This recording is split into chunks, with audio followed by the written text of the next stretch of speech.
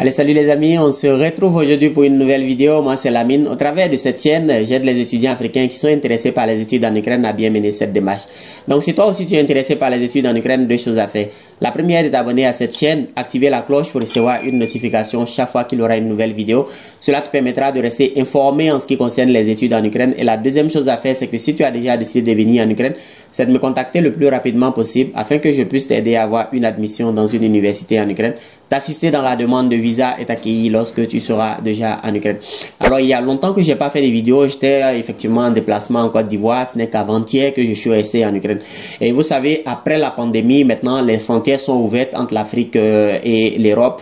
Donc, ceux qui ont la résidence permanente peuvent voyager vers l'Ukraine et également les étudiants, c'est-à-dire que ceux qui ont eu un visa étudiant peuvent aussi voyager vers l'Ukraine. Mais avant d'effectuer le voyage, il y a quelques dispositions à prendre. Et ce sont ces dispositions que je vais vous parler de ces dispositions dans cette vidéo. Alors, la première disposition à prendre, je vais me baser sur mon expérience. Moi, j'ai voyagé de la Côte d'Ivoire vers l'Ukraine, donc je vais exclusivement parler de la Côte d'Ivoire. Et les autres pays, maintenant, vous pourrez vous renseigner effectivement avant de voyager. Donc, la première disposition à prendre, c'est que si vous devez voyager de la Côte d'Ivoire vers l'Ukraine ou bien vers n'importe quelle destination, vous devez remplir en ligne un formulaire de déclaration de déplacement aérien. Donc, vous partez sur le site du gouvernement, il y a un formulaire à remplir, nom, prénom et tout ça, les données de votre passeport, le numéro du vol et tout ça, la personne à contacter en cas d'éventuel problème. Vous allez remplir le formulaire et vous allez imprimer ce formulaire. Ça, c'est vraiment pas compliqué, ça prend que quelques minutes. Et après la déclaration, vous êtes bon. La deuxième disposition à prendre, c'est que vous devez faire le test Covid-19. Donc voilà, vous rendez dans n'importe quel centre pour faire le test Covid-19 et vous pourrez faire votre test.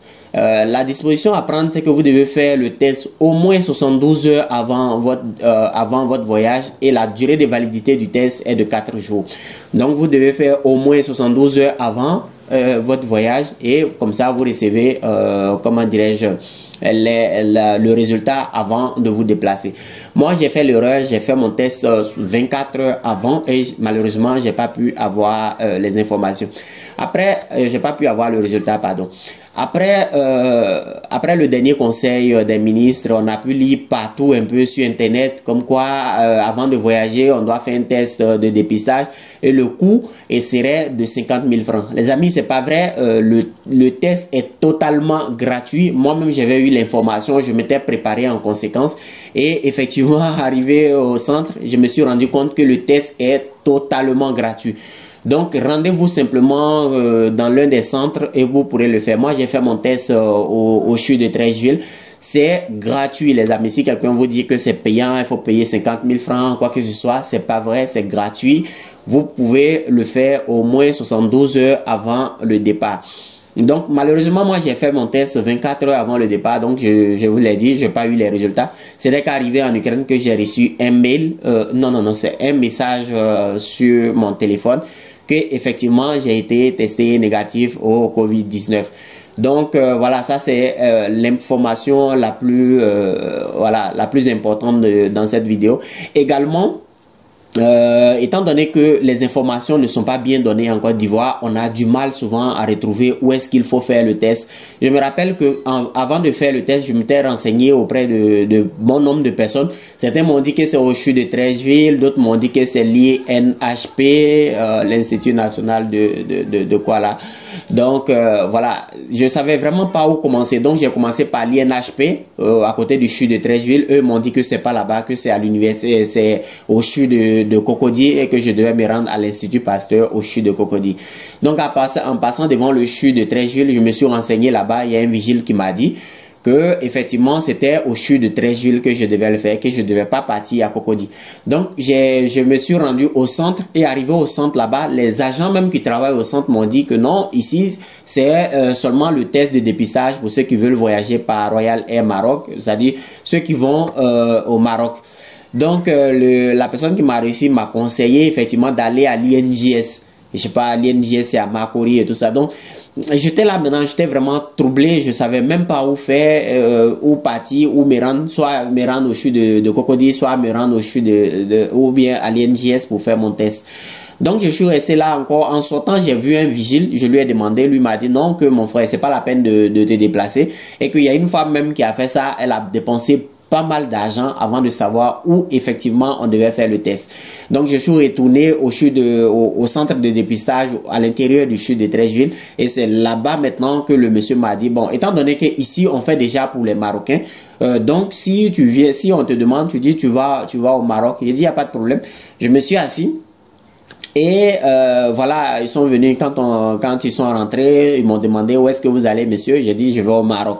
Donc le monsieur m'a dit, il n'y a pas de problème, asseyez-vous, on va faire votre test. Et ce n'est qu'après le test maintenant que je me suis renseigné, mais je lui ai demandé, est-ce que toutes les destinations peuvent le faire? Et là, il m'a dit, depuis hier, toutes les destinations peuvent venir au CHU de Treichville pour faire le test de Covid-19. Donc les amis, c'est très difficile de savoir où exactement on doit se rendre pour faire le test. Si vous devez voyager dans ces 2 jours, en tout cas, si vous devez voyager prochainement sur un des pays, vous devez faire un déplacement aérien, et que vous vous demandez où est-ce que vous devez faire votre test de Covid-19, les amis, ne cherchez plus, rendez-vous au CHU de Treichville, et là-bas, vous dites que vous voulez faire un test pour un voyage. Donc là-bas, on peut faire les tests, soit on a été en contact avec quelqu'un qui est malade, soit on veut voyager. Donc, vous signifiez que vous devez voyager, et là, comme ça, le résultat sera un peu plus rapide. Donc, généralement, le résultat, c'est au bout de 72 heures. Donc, vous faites le test et c'est bon. Donc voilà les amis, c'est tout pour cette vidéo. Si vous l'avez aimé, en tout cas, n'hésitez pas à mettre un pouce bleu en l'air, ça me fera plaisir. Et sachez que les admissions ont commencé depuis quelques mois déjà, et vous pouvez toujours faire la demande d'admission, faire la demande de visa et voyager sur l'Ukraine. On se retrouve la prochaine fois pour une nouvelle vidéo. Allez, ciao.